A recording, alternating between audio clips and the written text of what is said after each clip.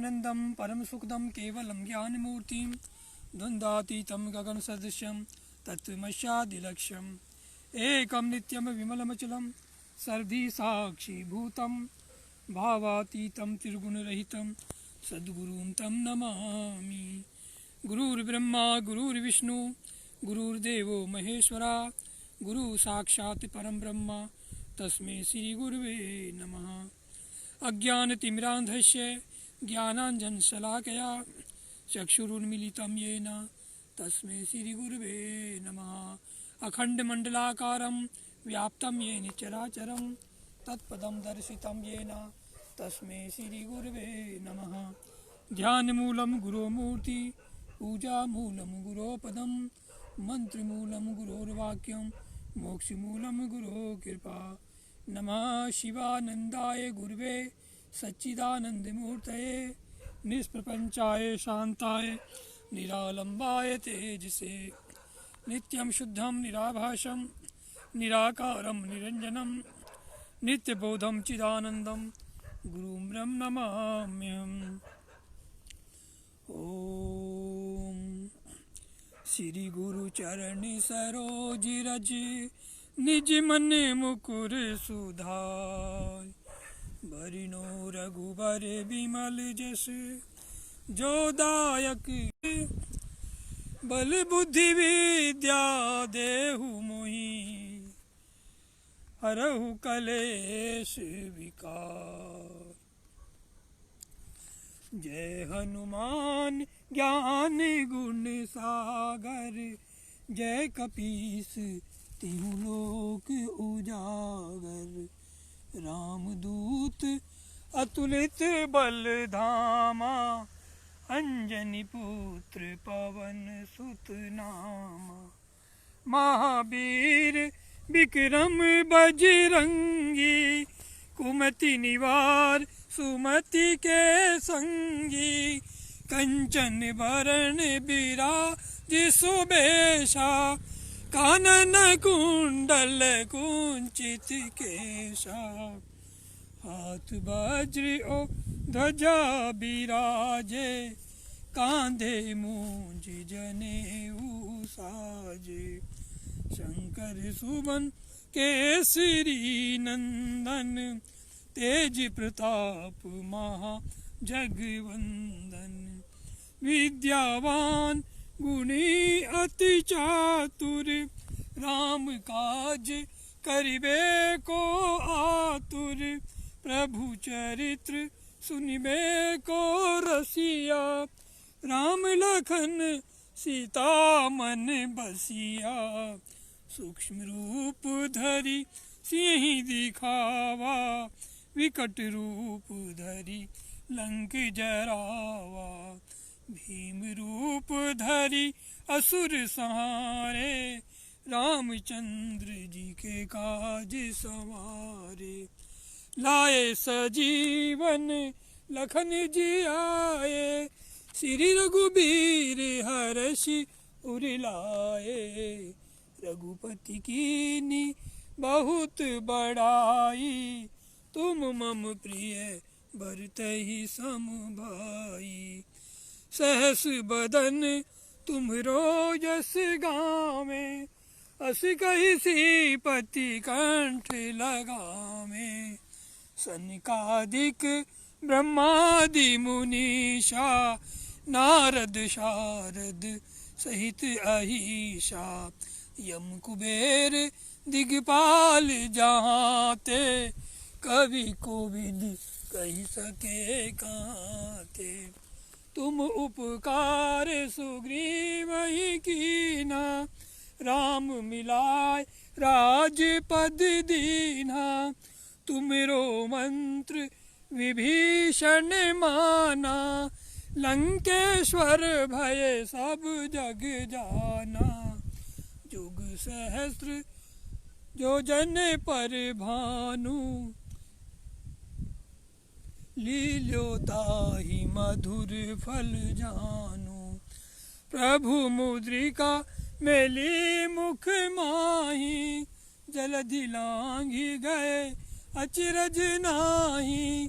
दुर्गम काज जगत के जेते, सुगम अनुग्रह तुम रेते थे। राम दुआरे तुम रखवारे, होत न आज्ञा बिन पैसारे।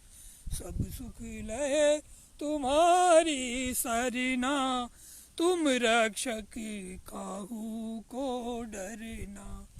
आपन तेज समारो आपे, तीनों लोक हाँकते कांपे। भूत पिशाच निकट नहीं आवे, महावीर जब नाम सुनावे। नासे रोग मिटे सब पीरा, जपत निरंतर हनुमत बीरा। संकट से हनुमान छुड़ावे, मन क्रम बचन ध्यान जो लावे। सब पर राम तपस्वी राजा, तिनके काज सकल तुम साजा। और मनोरथ जो कोई लावे, सोई अमित जीवन फल पावे।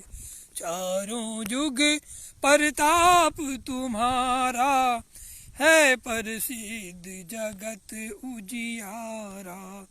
साधु संत के तुम रखवारे, असुर निकंदन राम दुलारे। अष्ट सिद्धि नव निधि के दाता, असबर दीन जानकी माता। राम रसायन तुम्हरे पासा, सदा रहो रघुपति के दासा।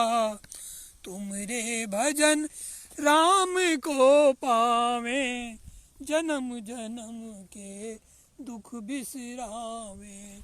अंतकाल रघुपति पुर जाई, जहाँ जन्म हरि भक्ति कहाई। और देवता चित न धरई, हनुमत से सर्व सुख करई। संकट कटे मिटे सब पीरा, जो सुमिरे हनुमत बलबीरा।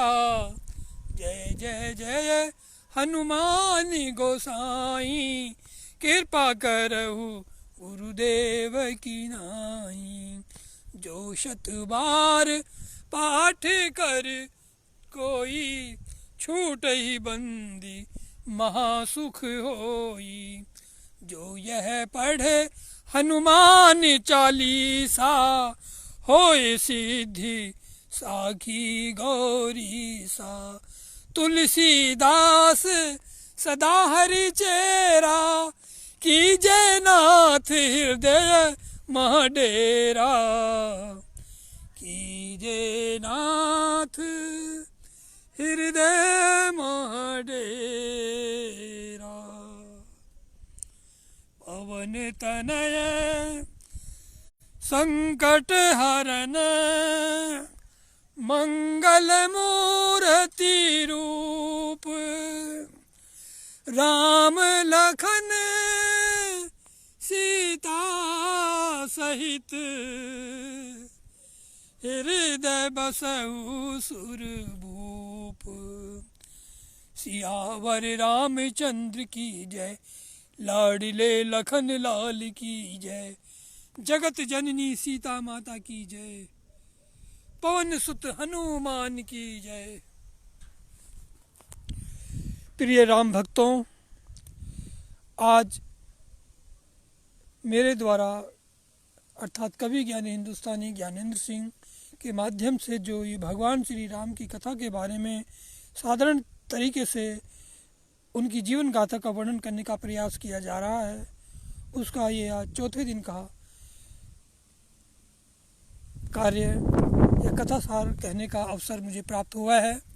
तो संक्षेप में भगवान श्री राम के जीवन के चरित्र की कुछ खास बातें आज पुनः मैं अपने साधारण भावना और विचारों के माध्यम से प्रस्तुत करने का प्रयास करता हूँ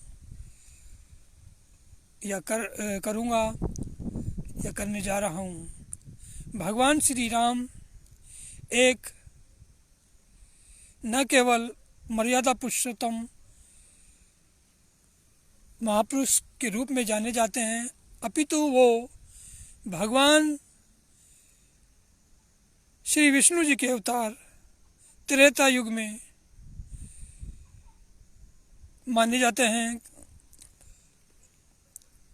द्वापर युग में भगवान विष्णु जी ने श्री कृष्ण के अवतार के रूप में पृथ्वी पर मानव रूप धारण किया, तो त्रेता युग में भगवान श्री राम के रूप में वो अयोध्या में जन्म लेकर उन्होंने अपने जीवन से मानव जीवन को प्रेरित किया, मानव समाज को प्रेरित करते हुए एक श्रेष्ठ मनुष्य का दृष्टांत प्रस्तुत किया। भगवान श्री राम राजा दशरथ के और माता कौशल्या के घर परिवार में जन्म लेकर उन्होंने एक ऐसी बाल लीला से लेकर अपने संपूर्ण जीवन की जो विशेष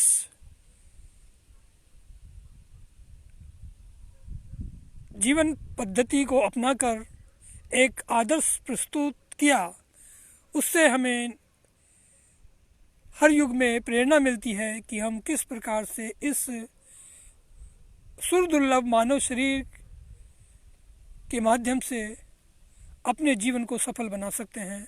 जो सुरदुर्लभ काया मानव के रूप में मनुष्य को प्राप्त होती है, उसका क्या महत्व है और वो उसके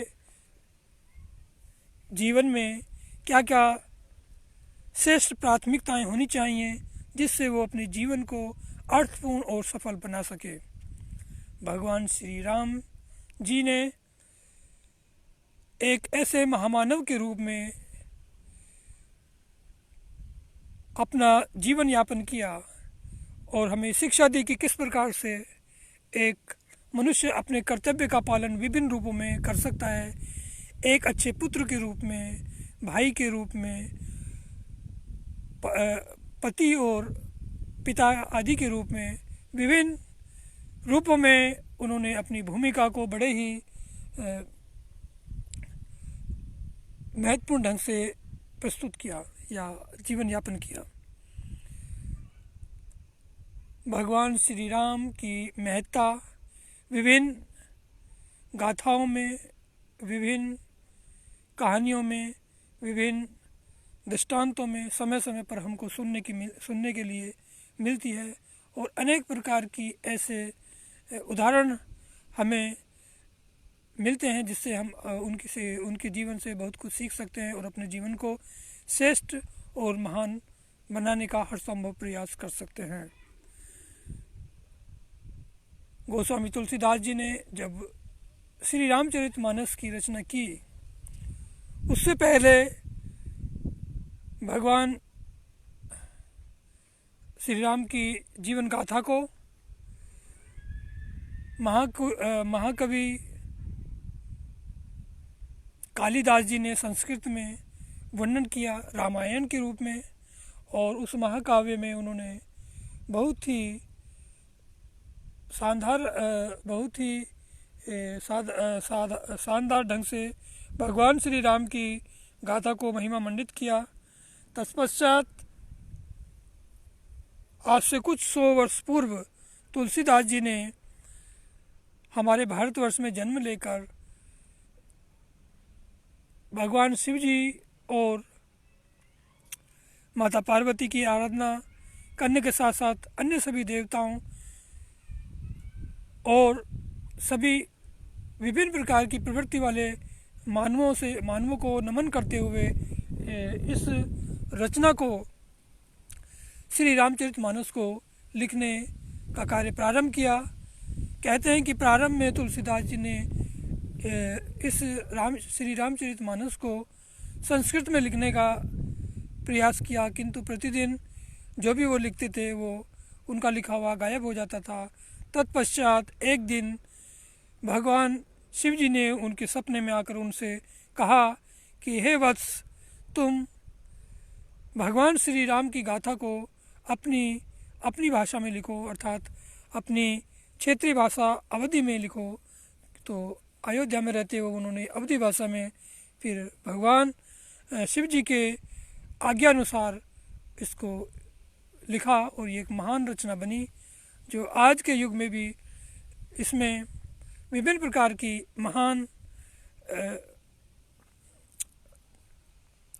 महान वो उनके जीवन की, भगवान श्री राम के जीवन की जो महत्ताएं हैं, उनकी जो जीवन के सिद्धांत हैं और जो मानव जीवन में जो महानताएं होनी चाहिए, वो उन सब का बड़ा ही मार्मिक और सुंदर ढंग से तुलसीदास जी ने प्रस्तुत किया है।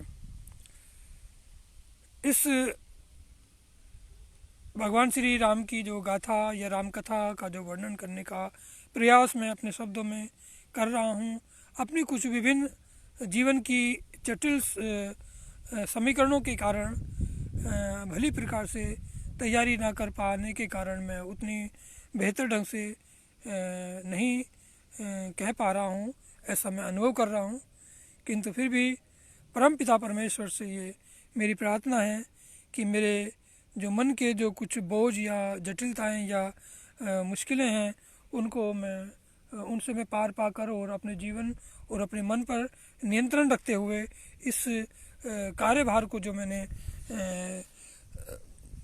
अपने कंधों पर लिया है या जिसकी जिम्मेवारी या उत्तरदायित्व को मैंने स्वीकार किया है, उसको मैं श्रेष्ठ ढंग से सुना सकूं, कर सकूं। इस कार्य को ऐसी परमपिता परमेश्वर से, भगवान श्री राम जी से और हनुमान जी से ऐसी अनुनय विनय करता हूं कि मेरे जो मानसिक कष्ट हैं वो दूर हों और मैं पूर्ण स्फूर्ति के साथ, शक्ति के साथ और अपनी श्रेष्ठ क्षमता को विकसित करते हुए, अपनी प्रतिभा के माध्यम से इस कार्य को भली प्रकार से तैयारी करते हुए, मानसिक रूप से प्रबल होते हुए ये कार्य भली प्रकार से कर सकूं और न केवल इस बार बल्कि बार बार कर सकूं, जिससे कि ज़्यादा से ज़्यादा लोगों को, मानव समाज को इस भगवान श्री राम की कथा या गाथा सुनने से कुछ जीवन में अनेक प्रकार की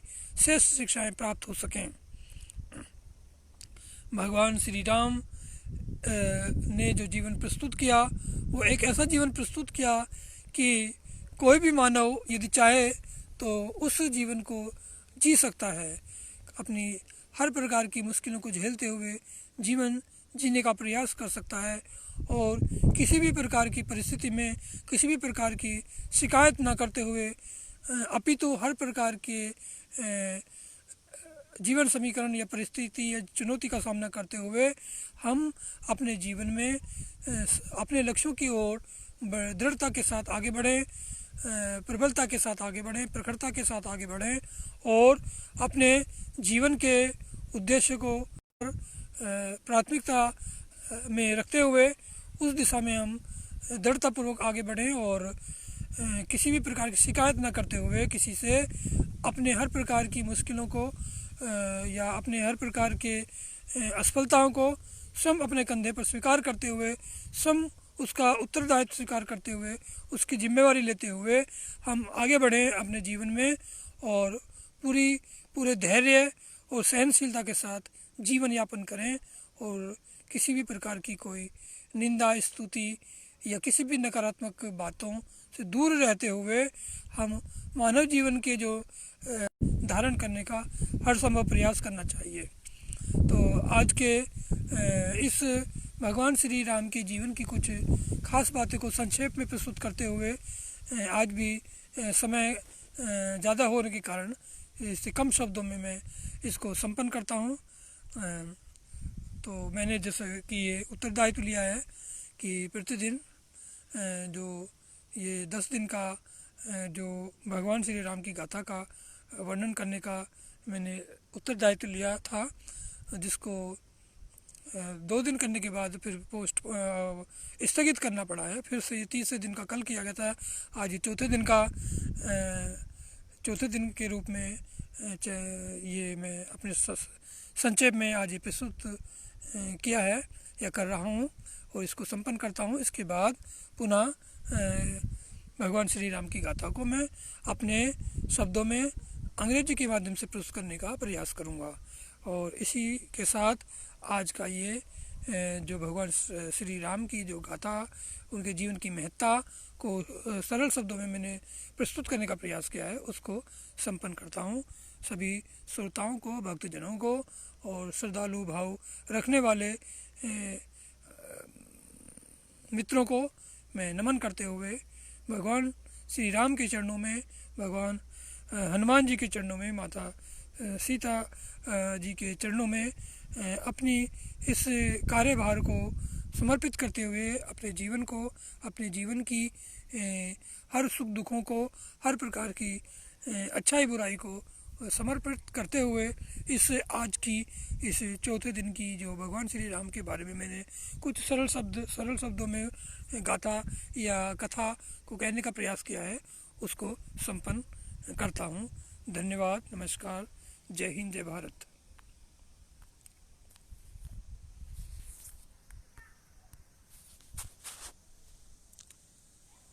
ओम श्री राम जय राम जय जय राम, ओम श्री राम जय राम जय जय राम, ओम श्री राम जय राम जय जय राम।